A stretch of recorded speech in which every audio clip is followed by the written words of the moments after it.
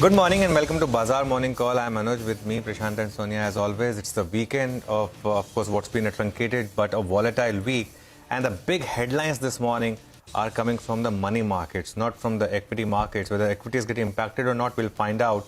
For me, the big headline is the US bond yields trading above the risk of threshold. If you look at 2-year, 10-year, 30-year. In fact, I was reading a Bloomberg article this morning that for the first time in a generation, the global bond market is in a bear market. I mean, equities go in bear markets many times, but for bond markets to go into a bear market is telling you of the kind of times we live in. The dollar index very close to its 20-year highs, 110. It retreats from there, so that's a bit of a help. But equities have been resilient overnight, US as well, and emerging markets in particular have been quite resilient. So let's see if it can be taken in its stride. SGX Nifty, for starters, is flat.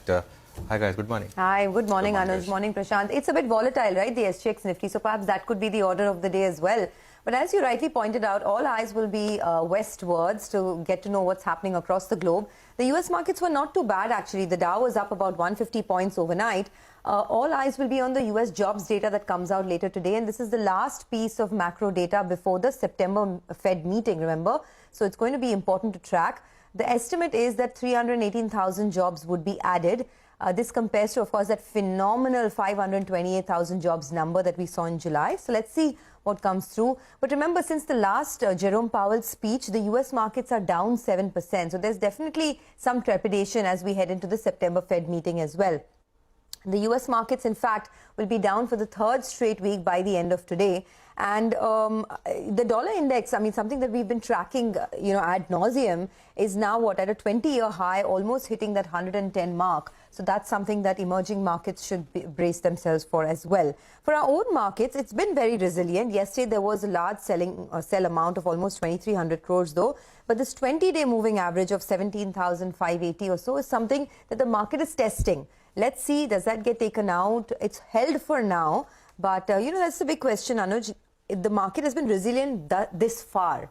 But given that there is a September Fed meeting, given that, there's the US jobs data later tonight, do you reckon that the second half of trade could either bring volatility or a bit of a sell-off? Yeah, volatility is fine in the market. It should, it has to go through these phases. But Sonia, I mean, if 10 days back you were asked that post-Jackson Hole, the US market would be down this much, right, 7% or so, and the Nifty would be at 17,500. Would bulls have taken it with both hands? So I think that is clearly the outperformance. But yesterday's key highlight for me was not just FI selling in cash market, but the FI selling in the F&O market. In particular, in futures market, where FIs have gone all in. I mean, there was unwinding of 6,000 longs, but addition of 40,000 shorts.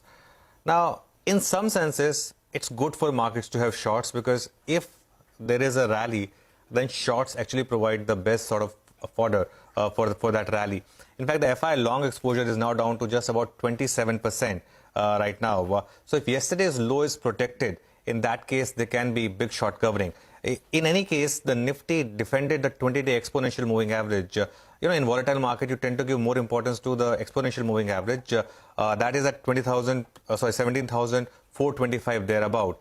So what I'm going to give you today is a bit of a range. Yesterday's low and high, 17,450 to 17,700. I mean, if you're a smart trader, it is easier said than done, right? But going by the price action, if you're a smart trader, your trades are to sort of try to buy as close to 17,450 and try to sell as close to 17,700 with about a 40-50 point kind of stop. That trade has worked in the market, and it's difficult to take when the market's moving in that direction, to take the opposite direction straight. But that is what's working in this market. Selling the big rallies and buying the big plunges is something which is working. This range, if it breaks, then you'll have an expansion. And in an expansion market, then you take it differently. But till then, it's a bit of a contracting market within this range. The big risk to this market still is what's happening in the money market, as I said, the dollar. Because if that has to go past 110, maybe 112, 113, does that impact the recent FI inflows? Was that a bit of a hot money which was chasing our market? Because in the near term, it's all about momentum. And if momentum breaks, then things can get really dire. So that's why I'll keep an eye on dollar index and the FI flows. This is not a market in which you want to take a linear one-way view. Really, the market is changing so fast, and as a trader, you'll have to change yourselves. Or of course, you can be an investor and pick at your good quality stocks in the mid cap market, which is doing extremely well. But Prashant, hi, what do you have for us? I mean, flat close, right? It looked like it's going to be another dark, deep red on the screen when we come back, but not to be. So the market bounced quite significantly, nearly reversing all the losses overnight. I mean, at one point, the S&P was down almost, NASDAQ was down 2, S&P was down 1.5, but look at these closes, so absolutely fine. The S&P in the very near term has got a horizontal support at between 3900 to 3919. Yesterday's low was 3909. So the market got to these levels and then bounced. So let's see if this holds. I would say, eventually this breaks. Just the way things are set up and the market heads lower. I'm talking about the S&P right now. The big positive, so rates were, the 10-year was up 6 basis points. The 2-year in the US is about 3.5%. But okay, that's fine. I mean, it's been happening for a while. Oil sold off another 4.5%, and that's a big one for India. So it's at $93. So I'm making this point yesterday that oil went up $10 when after the Saudi Arabia energy minister said that they need to cut output to balance the market, and then it climbed down $10 as soon as markets realized that, well, maybe it's not coming. In any case, the OPEC Plus meeting on the back of which this $20 move on oil happened is on Monday. So we will find out. There are some who believe that there is a big difference between paper markets, financial markets, which is what you see on your screen, and what you're able to buy crude at in the market out there. So there is scarcity. And prices need to reflect that eventually. It's not great news. I mean, if that pans out for a big importer like India. But for now, we're at 93, and that is what matters. Okay. Here in India, the Nifty closed below its 20-day moving average at 17,589. Anuj made this point earlier. Just to reiterate, FIIs are short in index futures now by some 60,000 contracts. So this is, and I've said this before, short positions in index futures are a comfort, but you need to see where you are at. In the lows in June, FIIs were short in index futures by some 140,000 contracts. Are we at the beginning where shorts will keep getting added all the way to that very large number, lakh plus, lakh 20 plus? Or, I mean, this is it. From here, the market kind of bounces. So, where we are in that process would make all the difference. But in any case, FIs, irrespective of what they've been doing in the cash market, are now short 60,000 contracts in index futures. Up ahead, in terms of very near-term cues, you've got the jobs data for the month of August, which I think is important. Monday is a US market holiday. And then we got CPI numbers, consumer price inflation numbers on the 13th of September, today's data and then the inflation number, the CPI number, the 13th, all of it will culminate in the Fed meeting, which is a little later in the month of September. So important data points, etc., which are stacked up. Just one more thing I want to leave with. Today is the 2nd of September. As we all know, from from September onwards, the pace of quantitative tightening in the US is picking up. It's doubling. It was, I think, about just under $50 billion. It doubles to almost $100 billion of QT a month. What that does is it leaves lesser dollars in the system, and it pushes up the dollar. That's not great news for emerging markets. Let's see if it pans out that way. We'll try and put out more data on this in terms of what has happened in previous episodes when there has been QT. There was QT in 2018. There was QT in 2012.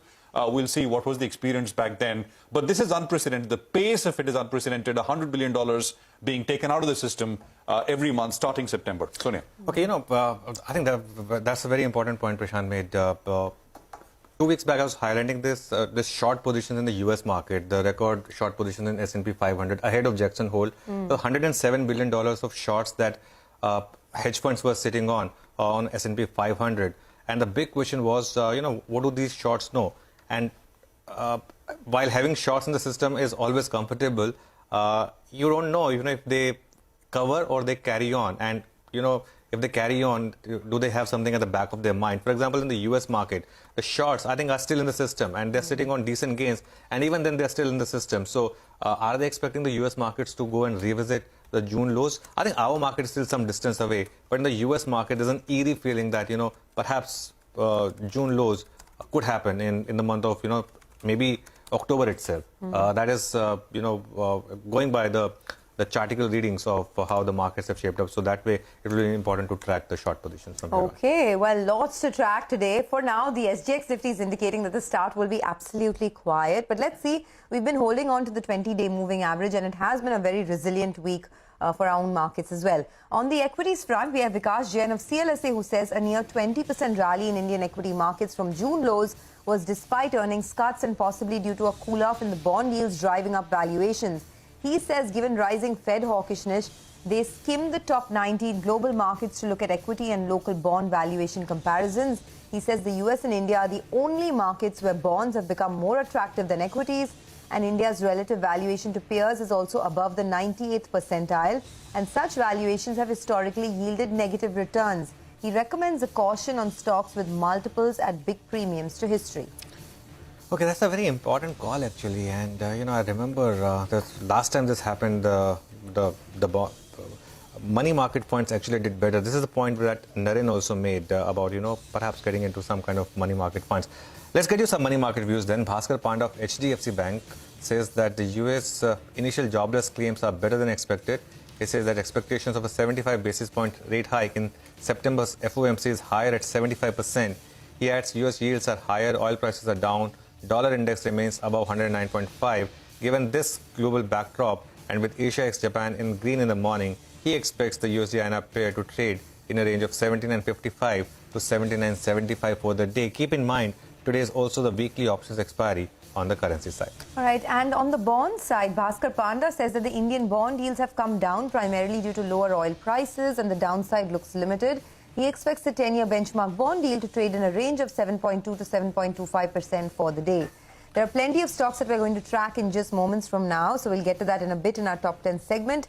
We're looking at Eicher Motors, NTPC, Aurobindo Pharma, Dodla Dairy, Confidence Petroleum, Ramco Systems that are on the back of positive news flow, and Hero MotoCorp, ONGC, Oil India and Hinduja Global that are likely perhaps to open in the red. Well, as inflation remains the big global worry, let's listen into some important opinion coming in from a host of experts, Jeremy Siegel of Wharton School and Ed Yardeni of Yardeni Research. Listen. We've had a total of 27 inflation indicators over the last 30 days. Producer prices, consumer prices, GDP, and even in today's ISM report. Out of those 27, 26 have been below expectations. Inflation below expectations. In fact, the price index in the ISM report this morning, the last 2 months was the biggest decline that we've seen in the price index, second biggest decline in 70 years. So only exceeded by the great financial crisis. So the inflation news is really on the ground, really coming in really well. We have an economy that's growing very slowly. There is a sort of a rolling recession that's hitting different sectors at different times. Right now, the housing industry is obviously suffering quite a bit. Some goods producers are saying that there's been a shift by consumers away from goods to services. So I think that's kind of the nature of this beast. I don't think we're going to have a traditional recession that's caused by an economy-wide credit crunch. So I hope the Fed goes for 100 basis points at their next meeting at the end of September. Just get it over with. We're 2.5 now at the top end of the range. Let's get to 3.5. Markets are already there. That's where the 2 years at. The bond deal is basically anticipating that kind of move. So the credit markets have already tightened, done most of the work for the Fed. Okay, so that's opinion coming in from Ed Yardeni. Get it over with. Do 100 at least. Markets are kind of preparing themselves for a big one. Rajat Bhattacharya is Senior Investment Strategist at Standard Chartered. He's joining us right now to take some questions. Rajat, good to have you with us here. Thank you very much. The backdrop is looking a little tricky, isn't it? U.S. markets are selling off. In India, which is what we want to primarily focus on, has been very resilient, extremely resilient. I want to start with something which I highlighted yesterday, the fact that MSCI India trailing 12-month P multiples are at over 100% premium to emerging market MSCI EM multiples. It's the widest ever premium. How important is a metric like this? Or do you think it's not so relevant anymore because the large constituent within MSCI EM, which is China, has underperformed hugely? So this gap looks artificial. Your sense? Hi, Prashant. Morning. Yes, that's indeed true that India's multiples are high, and we maintained that for a while, that this has historically been high, right? So you need to look at not just the absolute difference, you mentioned China, but what it has been historically. So we've maintained in this forum as well that India has traditionally had high PE multiples. Why is that? Because one is, of course, growth, and you got the latest India growth data as recent as this week, and you saw where growth is in India, plus 10%, right? And versus, whereas, for instance, China, they actually had a quarter-on-quarter contraction in second quarter. Looking forward also, China will recover, but India sits right up there in growth. The second feature that we've maintained about India is that the Indian corporates managed to capture that growth better than other emerging markets. And that is why you see the corporate earnings growth stronger than other emerging markets. The return on equity is higher in India than other emerging markets. So if you take all of that and you take the history, not absolute difference, then it's justified. To your other point, what should we do about it, and whether, you know, in terms of relative terms, whether you know, where is the place to go? We of course think that you know, the China, as you mentioned, the P multiples are at rock bottom, right? And China is in a place where you see the policy turning. So if you see policy everywhere else in the world, except for perhaps Japan, is tightening significantly. We'll come to the Jackson Hole a bit later, but everywhere else it's tightening. China is easing. In fact, as recent as August, they cut rates. And we expect further cuts in rates. They are doing a lot more in fiscal terms. They're trying to stimulate consumption. They are actually targeting a lot of their stimulus towards their consumers to ease their burden. And then what we see is the property market. That's the big one in China. A lot has been said, but a lot has been also done over the last 1 month, let's say. They've gone ahead and eased liquidity for property developers. They're now trying to encourage people to buy the second homes, lowering mortgage rates. And all of that is basically saying that China is in a very different spectrum in the global landscape. And given where the PE is, it's beaten down. And that is where all value investors will see value. So relative terms, I would say that, you know, China looks better at this stage, and which is why China and Asia ex Japan, by and large, the Asian equity markets look to us as the place to go right now. Rajat, hi, good morning. You know, but the issue is that this is a market in which momentum investing perhaps works more, right? So is it possible just that in the near term, perhaps the Indian market continues to outperform? India's done very well, so you're right there that the momentum is with India. That's the one market that stands out across the globe, actually, if you look at charts. But to your point, and this is where I bring in Jackson Hole, what you discussed a bit earlier, the key lesson from Jackson Hole is the Fed is not budging. The Fed is not stopping here. There's a long way to go. That was the message from Jerome Powell. So if markets were thinking that he's going to back off, given the recent slowdown in PMI data and the some consumer confidence, drag it down in consumer confidence. That's not what he's looking for. He's looking for job market, as you mentioned, and the inflation data. So I heard of some commentary that inflation is coming off. That is correct, and the latest one being the unit labor cost. We look at that unit labor cost. That is a broader measure of how inflation and wage pressures are in the U.S. That came off to around just about 10% from 12.5% in Q1. So it's come down to 10% year-on-year in Q2. But we're talking about 10%. Fed is not going to be happy with that. What Powell is saying is that the job market is too tight. It's at a 50-year low. It is way tight for them to even consider, even think about slowing here. So what that means is that probably we're going to see another 75 basis points hike in September, another maybe 50 basis points in November, and then we'll see. By then we'll get 2 or 3 more inflation prints. You're right that month on month inflation has been coming off, but they want to see several months of that. And secondly, they want to see this high job openings rate in the US, the JOLTS is near record high. They want to see the unemployment rate rise back to their 4% long-term unemployment target. Unless we get there, the job market is going to be the key problem the Fed faces. It is way too tight. So, Rajat, I take your point. I mean, there's a big rate hike coming. No two ways about that, perhaps both in the September and the November meeting. But, you know, the US markets have already fallen 7% since Jerome Powell's last speech. So how much of this you think is already in the price, both for global as well as emerging markets? Yeah, that's a good point. And our parameter is probably the June low. I think Anuj mentioned before as well. Are we going to test the June low? I mean, the way the momentum in terms of the US market is going, that's the next really big stop, right? So in that sense, you have a bit more to go.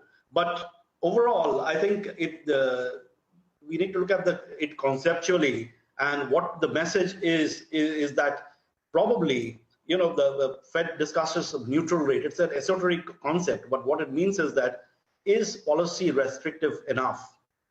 Now, the Fed believes the neutral rate is at 2.5%, which is where the Fed is right now.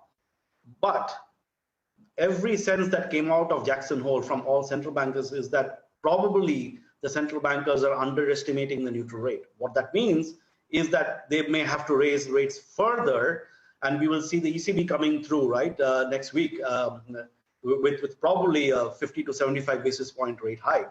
And all that means is that even from 3 or 4 months ago, the central bankers now think that the neutral rate, the restrictive, at which policy turns restrictive, is a lot higher, which means we have way more to go. That is negative for stocks. Now, what that means in the short term is that you need to be very balanced in approach. I mean, that's the key draw, the lesson we draw from these markets is that you need to be far more balanced than you were earlier. And that means that you spread out your bets across stocks and bonds.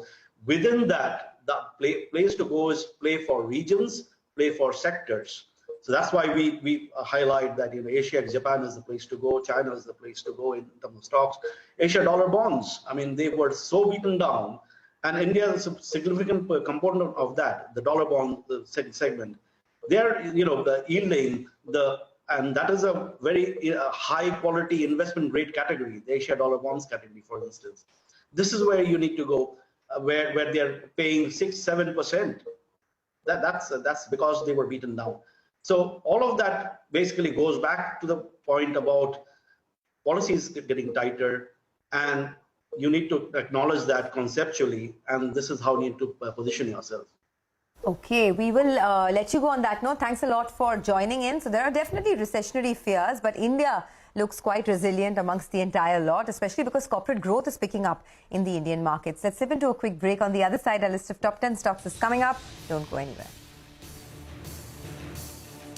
Welcome back to Bazaar Morning Call. Well, this morning, our research team is joining in to help us with the top 10 stocks to watch out for. So let's see what they have on their radar. Anuj, what are you looking at? Sonia, you know, before I talk about the stock itself, you know, there's a reason which, you know, I believe Nifty Junior in India is perhaps the best index because, you know, the moment, you know, a stock outperforms the most, it gets promoted to the Nifty, and the worst performing Nifty stocks gets downgraded to the Nifty Junior, and that's when the stocks normally bottom out. Shree Cement in this case, I think the market knew that Shree Cement is making its way out and Adani would enter. So I will we'll discuss that, but my sense, I'll watch out for Shree Cement. My sense is that, you know, we are now making some kind of a bottoming process for Shree Cement. The other stock that I'll watch out for, and this is something which has come on my radar many times, City Union Bank. I think there's something happening here. It's been one of the strongest tier 2 banking stocks, And just one of those momentum stocks. Every time it dips to 5-day exponential moving average, it bounces back. So that's been another strong stock in the market of late. Okay, I'm watching out for two auto stocks, especially in the two-wheeler space. One of them is Hero MotoCorp, which could be in the red today because the August sales are below what the street was expecting. 4.62 lakhs is what they've reported. The estimate was 4.8 lakhs, and that's a growth of just about 1.9%. There's also a steep fall in exports for Hero MotoCorp. In any case, the export portion is very small, but nevertheless, it's down 50% for them. But the stock of the day today could be Eicher Motors because Royal Enfield has reported a phenomenal set of numbers. It's a 53% growth that we've seen for Royal Enfield year on year and 26% month on month. And this is the highest sales that Royal Enfield has clocked in 2022. Now, just look at the numbers. 70,000 units is what they sold this time. It compares to, on an average, anywhere between 55 to 65,000. So they're well above the average that they've seen in 2022. In any case, the stock has also been doing exceptionally well, but I expect the stock to be well in the green because of these numbers. All right, autos very much in focus. Now, NTPC has got news flow. Rima has got that. Rima. Thanks so much for that. So NTPC in June had announced that it expressed that there will be expressions of bids or interest for its wholly owned subsidiary NTPC Green Energy, and they were looking to divest a minority stake. So yesterday we got the news from our sources that it's seen some very strong interest. 13 players, including marquee ones like CPP, IB, NIF, Petronas, Brookfield, ArcelorMittal, have expressed interest in acquiring a minority stake in NTPC Green. NTPC plans to raise about 2,000 crores via an equity. They're open to a stake sale between 5 to 26%, but later on, they are planning an IPO as well. So keep your eye on NTPC on the back of this development. Okay. Thanks, Rima, for that. Well, you're also tracking Aurobindo Pharma this morning. Yes, so its subsidiary Cura Tech Biologics has announced that they will be investing 300 crores in a capacity expansion. The new facility will be fully operational by FY26, and the board has also approved entering into contract manufacturing operation CMO for biologics for effective utilization of the capacity. They're saying the biologics contract manufacturing market is growing at 8 to 10% on an annual basis. Separately, the board also approved that it's another subsidiary, Oro Vaccine, has also explored possibilities to offer contract manufacturing to global vaccine developers. So multiple news flows coming through for Aurobindo Pharma. Back to you. All right, Rima, thank you very much for those. Now, oil prices are falling. Crude oil Brent is at about 93. Implications here in the listed universe. Sonal has got that. Sonal, hi, morning. Good morning, Prashant. Well, yes, overnight we saw a sharp fall in crude oil prices. They are below that $94 a barrel mark. And it is now coming in because of the lockdowns in China that we're talking about, because of increased COVID cases now. Shenzhen has tightened COVID-19 curbs as cases have increased. Large events and indoor entertainment is suspended for 3 days, and other regions as well are seeing strict lockdowns. And demand fears is really something that is impacting crude oil prices. However, keeping that aside, CLSA in its note today said that ONGC and Oil India remain their top buys as they are still pricing in Brent at $50 per barrel. So there is still a big upside that they expect on this particular stock. And gas prices are expected to increase from October reset, and that is something which could be the biggest trigger for these two stocks. So they will be in focus as well today. Okay, thanks a lot for that. It's scary to see what's happening in China yet again and the disruptions it could cause to the corporate environment there. But Vahishta is here to tell us about some more stocks that are in the news. Vahishta, over to you. Yeah, thanks for that, Sonia. Well, the first stock on our radar is Dodla Dairy. TPG Dodla Dairy Holdings, which had held 58.3 lakh shares or approximately 10% stake as of June 2022, has now sold off 40 lakh shares and raises 203 crores. These have been bought by Ashoka India Equity Investment Trust, who buys 5.1 lakh shares. Plutus Wealth Management, which buys 7.9 lakh shares, and India Acon Fund, which buys 3.2 lakh shares. All of these shares have been bought at 509 rupees each. Moving on to Confidence Petroleum India, there's a board meeting which is going to be held on the 6th of September to consider the preferential issue of shares. Moving on to Ramco Systems, Ramco will provide its enterprise resource planning software platform to General Atomics Aeronautical Systems. This is for maintenance, repair and overhaul services. And the last stock on my radar is Hinduja Global Solutions. Now, this news is not verified by CNBC-TV18 and has been reported by ET. The minority shareholders of Hinduja Global Solutions have written to SEBI regarding the decision to buy NXT Global. NXT Global, which is a loss-making sister company until FY21.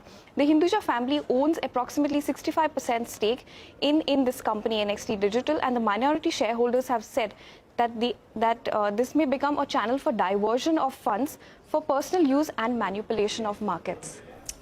Okay, thanks a lot for that. Well, here's a quick recap then of our stocks. Stocks with positive news flow. There's Eicher Motors, NTPC, Aurobindo Pharma, Dodla Dairy, Confidence Petroleum, Ramco Systems, while stocks with negative news flow today, Hero Motorcorp, ONGC, Oil India and Hinduja Global. We'll take a quick break. On the other side, Devin Choksi of KR Choksi will be joining in for some fundamental analysis. We'll also connect with Forgings. They've made a new acquisition of an EV powertrain startup, Abhinava Rizal. We'll get talking about that in just a bit.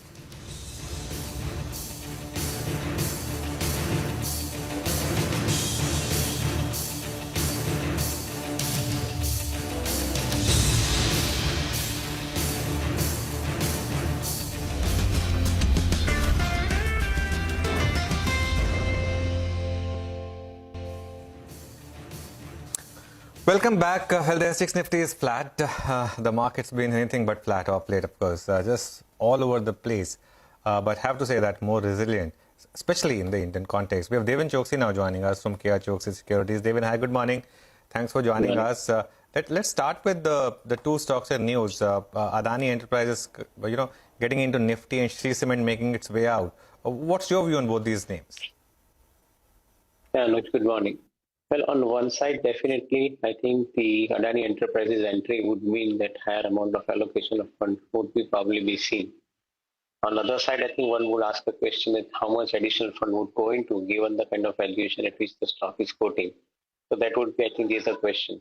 But as most of the funds are, the traded funds are, I think they possibly, go with the mechanical parameters, and as a result of which, I think one would possibly argue for the allocation of fund, and that's where I think the stability to increase in the stock price.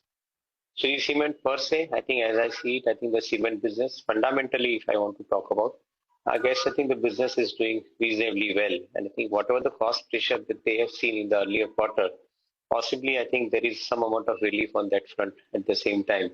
And because of the higher demand scenario continuing, the fundamentals of the business remain absolutely strong. For such reason, if exclusion of index, I think if the stock price gets corrected, to me, I think for the long-term investors, I think this could be a buy opportunity at the lows, because up till now, I think the stock has been put in a reasonably well premium valuations. I think from that point of view, I think the stock could possibly, be available at lower level. It would be a good opportunity. Of course, it has not performed and given return to investors in last 1 year or so. But the fact that I think the opportunity would arise when the stock price goes down because of these technical reasons, that would be an opportunity to buy for the long-term investors. Devin, hi, good morning. I wanted your thoughts on how to approach M&M now. Yesterday, they recorded their highest ever SUV volumes at 29,500 units, which is an 87% growth compared to what they saw last year. So clearly doing very well. But do you think most of the good news is already in the price, or could there be more to go? Yes, Sonia, good morning. Well, I would like to say that, yes, I think most of it is in price. I think these numbers which are coming in is basically, I think, after the booking amount, I think, which the company has collected in most of the vehicles, I think, which they have launched in the recent times. So to a greater extent, I think the future month sale is also, I think, factored in and assured as far as, I think, the business of the company is concerned. And at the same time, I think the new vehicle launch is basically generating higher amount of excitement. So all in all, put together, the company remains in a very strong preference as far as I think the investors are concerned. However, I would like to believe that I think most of it I think is already priced in, and I think the upside in the price could be I think limited in this kind of a scenario. So unless market gives some kind of a price correction meaningfully, then probably I think one would buy. Otherwise, I think for mere 10-12% increase from current levels, I think one would probably like to wait for the opportunity to buy at lower levels. Okay, well, Forging is one stock that's in focus. In fact, let's just pull up the chart of Forging. It has had a phenomenal run if you look at it in the last 1 year. the stock will come up for you. And now, as part of its strategy to grow in the electric vehicle segment, the company has bought majority stake in electric vehicle powertrain startup Abhinava Rizal. They have an investment of 200 crores there. We find out more with Vidya Shankar Krishnan, who is the Vice Chairman and Managing Director of Forgings. Mr. Krishnan, good morning and thanks a lot for joining in. You bought this 88% stake in Abhinava Rizal. There's an investment of 200 crores. Tell us a little bit about the rationale behind this buy, and would you be pumping in any more money? We are largely focused on forgings in the auto component space, supplying about 80% to truck and 15% to Pascar. So almost about 90% forgings is based on conventional transportation technologies, largely in the forging, only in the forging space. So we are, EV is writ upon us, as we all know. And we expect decent penetrations of EV going by various counts. Already the three-wheeler market in India has gone the EV way. Two-wheelers are expected to go in the next 5 to 7 years. Almost all two-wheelers in India, other than recreational and high-end vehicles, would be EV.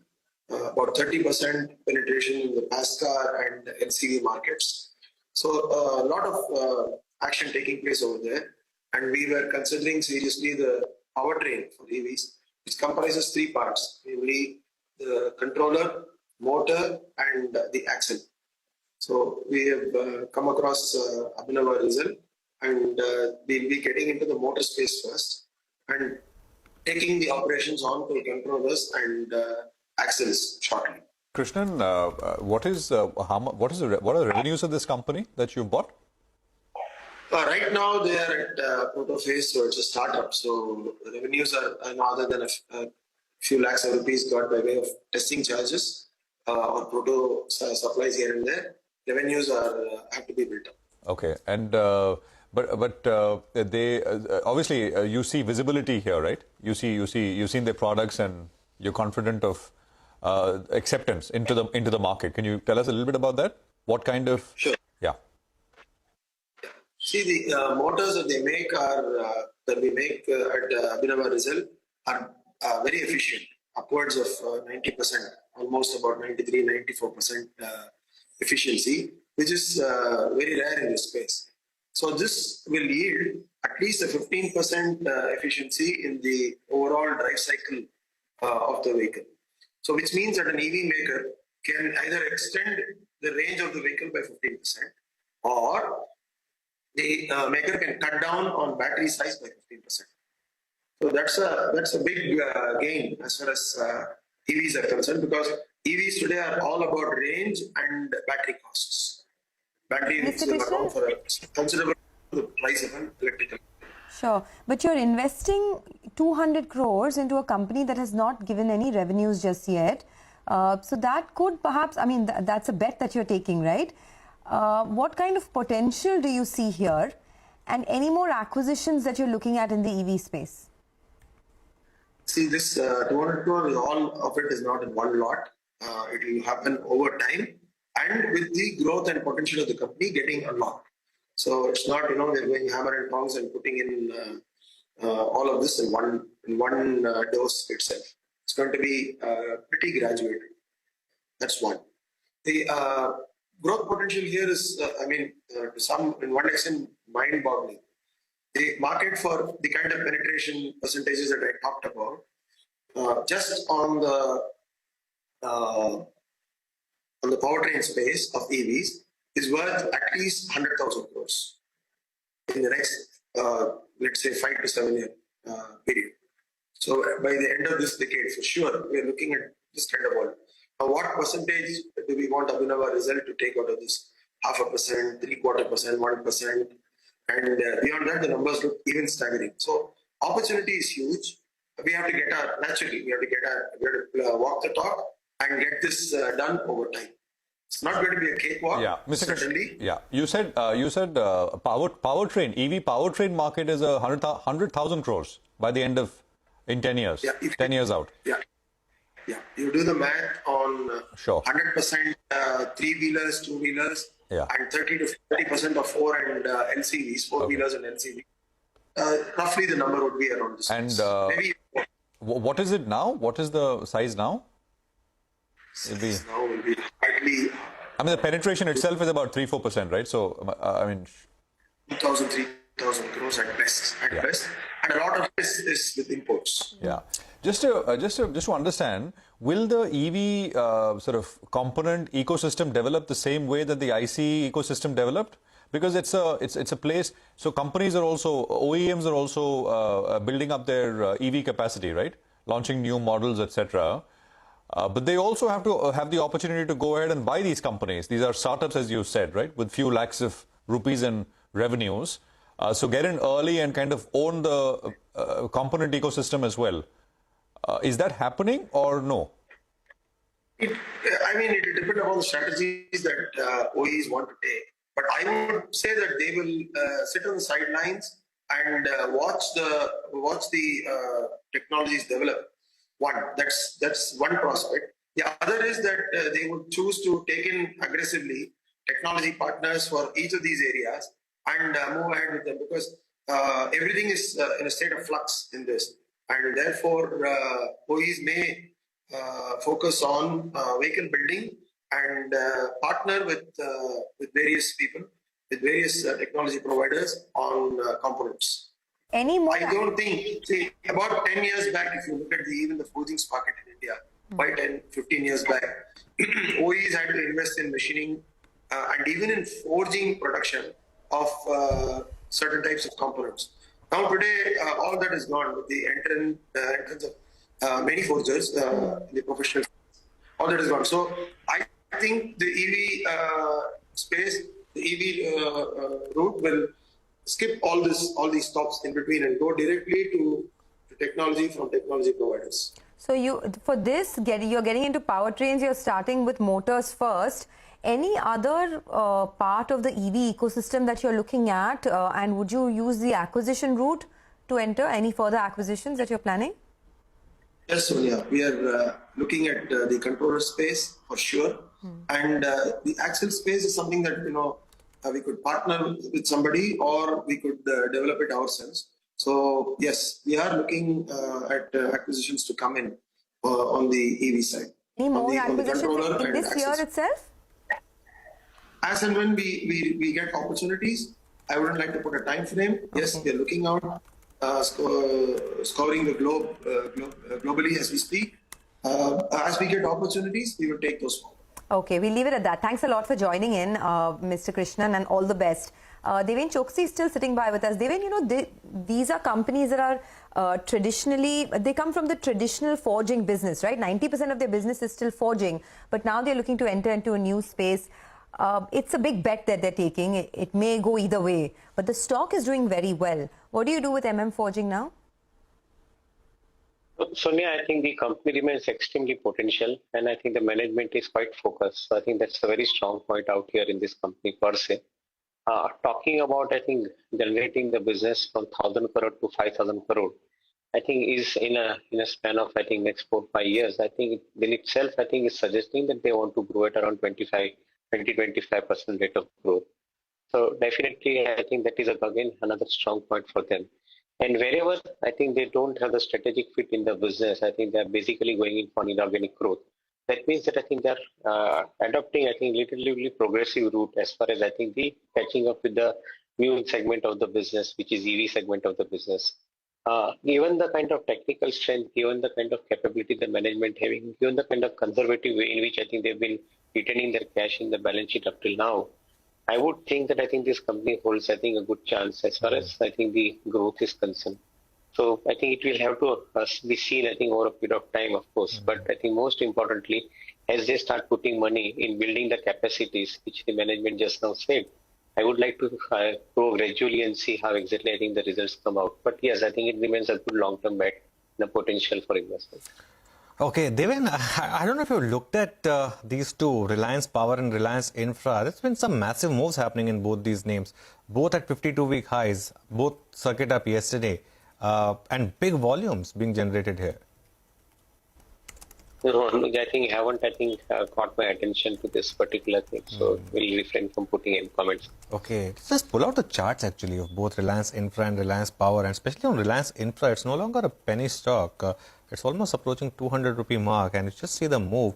Yesterday that's for the day, it's circuit up, and for Reliance Power as well. And if you see the slightly longer chart, 3-month chart of Reliance Infra, it's up 80%. And if you see Reliance Power as well, that also is seeing big moves, both at 52-week highs. So just phenomenal moves happening in both these names right now. Okay, absolutely stunning moves there. Getting back to tracking some of the stocks in focus, Devin, I wanted your thoughts on some of the commercial vehicle makers, because the big trend that I noticed in the auto sales this month is that the commercial vehicle growth rate has come off sharply. Tata Motors reported a low single-digit 6% growth rate in commercial vehicles. Eicher Motors CV sales have also slowed down to just about 4%. Of course, the base effect has also gone. But what do you do with this space now? So I think, Sonia, I do not know much about, the one-off kind of a situation in this month. But I think what we gather from the dealership channels, as well as from the company, that the business of the company remains, extremely strong as far as, the growth opportunity goes. I think they are basically seeing traction from off-road vehicles. They are seeing traction from the infrastructure spending by the government.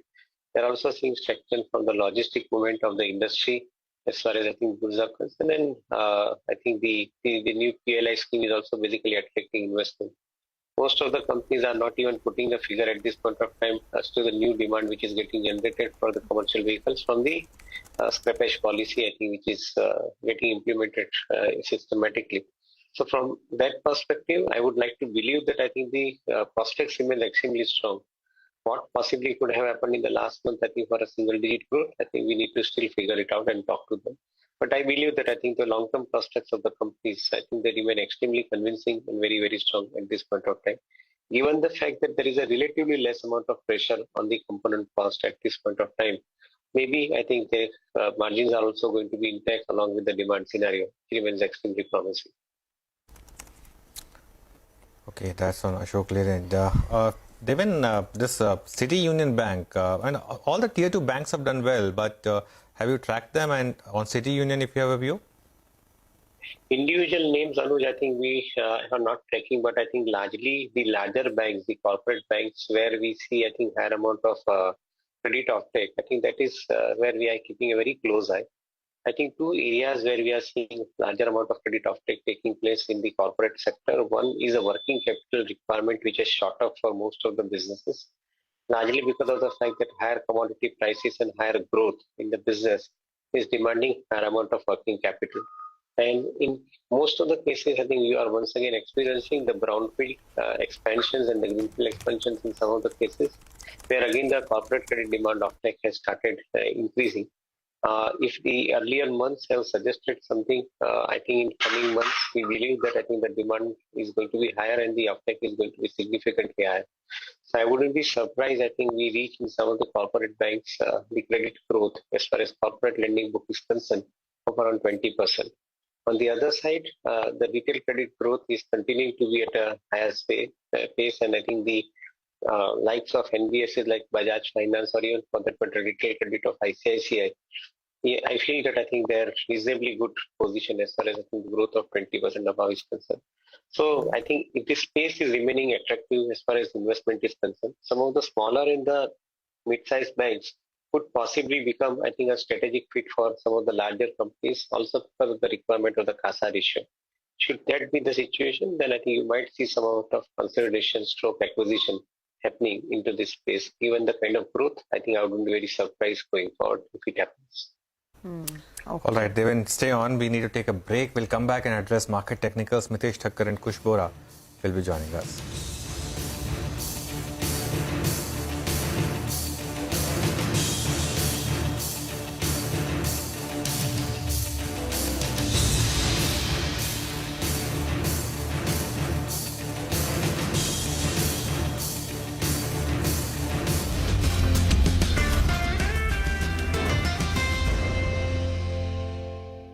Welcome back. Well, that's the STX Nifty. It's up about 14 points. We have Mitesh Thakkar and Kush Bora now joining us for some technical advice. Gentlemen, good morning.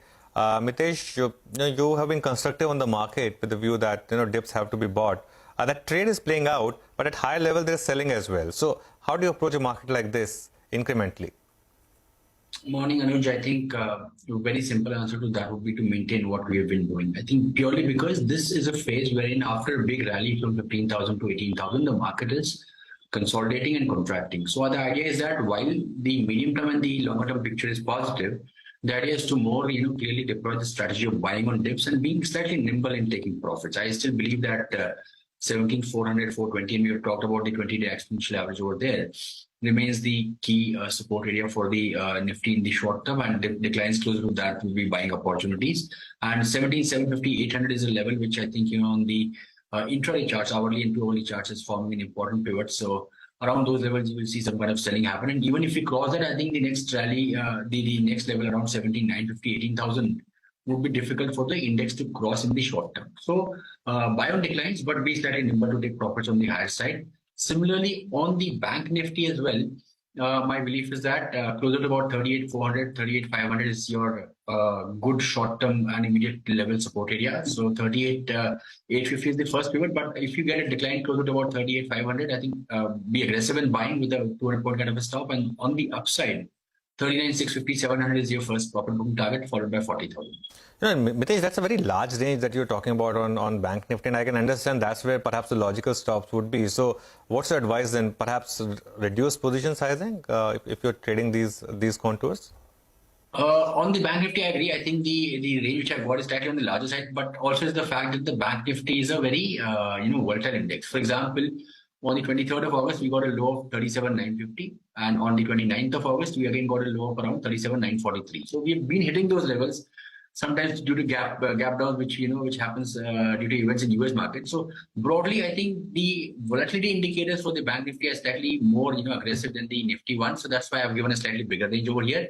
But yes, I think as I mentioned, the first support area is 38,850, but aggressive buying should be done closer to 38,500 levels. All right, Kush Bora is also joining us on the show. Kush, the 20-day moving average has been held up until now, although it's been tested a couple of times. Do you think that it could hold as a support for the index, and what are the stocks to look at today? Sure. First off, Sonia, thank you for having me on the show. Well, it looks like, it will hold. But if we take a slightly, broader view, there are two camps at play here. The first one that believes that, this rally is not sustainable, and, it's understandable, because if you compare the average daily turnover from Jan to May with the average daily turnover of June, July and August when the rally started, those turnovers are down by 20%. So some would believe that this is a low volume rally that's, taken place. The other camp is that the FII buying has only been a fraction of what they've sold over the last year or so, and we came fairly close to all-time highs. Now, I personally fall in the second camp, where I believe that, this outperformance of the Indian markets would continue. For now, I would also like to give a broad range, which is 17,200 and 17,800 on the Nifty, and 38,400 and 39,800 on the Bank Nifty, because the market's been in this range, very volatile, but still in a broadish range. Once we break out of, either of these, ranges on the indices, will we get a clearer direction? The other data point is WIX. Keep your eye out on WIX. If it crosses 20 and sustains, the markets could see a bit of a downside. On the stock-specific action, PSU banks have been a major contributor to the Bank Nifty rally, and SBI would lead the way going forward. So buy on SBI with a target of 550 and a stop loss of 520. Paper stocks have been in focus again with the price hikes, and JK Paper being the leader has done its bit. It's corrected also a little, and this is creating good entry opportunity. JK Paper is a buy for a target of 440, and here the stop loss would be 418. Got it. Mitesh, what about your stock calls? So I have more of buy calls today, Anuj. Bharat Forge, I think, has done a correction and is now bouncing back. That's a buy with a stop at 739 for a short-term target of 775. Similar setup on Navin Fluorine, that's a buy with a stop below 42.85 for targets of 44.20. And Pidilite was a recommendation earlier as well. Now can be bought afresh with a stop below 2800 for targets of 2865. Okay. On the sell side is Sun Pharma. Keep a stop at 882. Look for targets of 844. I think Pidilite was your BTST call as well yesterday, right, Mitesh? Yeah. Multiple times, so I think. Yeah. Multi-year breakout, right? I think it's at lifetime high. Yes, it is. Okay, yeah, that's been a very strong stock. Crude's decline obviously has helped. But a phenomenal stock, I think, in the league of Asian Paints. Just keeps making new highs. Oh, keeps making new highs in the league of perhaps Page Industries as well. These are some stocks, the concept stocks that have been doing exceptionally well over the years, and nothing stops them. Absolutely. Despite all the market challenges. Let's do one thing. Let's take a quick break. The pre-opening rates coming through. Also, we'll discuss the auto stocks. There are some big trends in the auto sector that we're going to talk about. Vasudev Banerjee of ICICI Securities will analyze the numbers for us.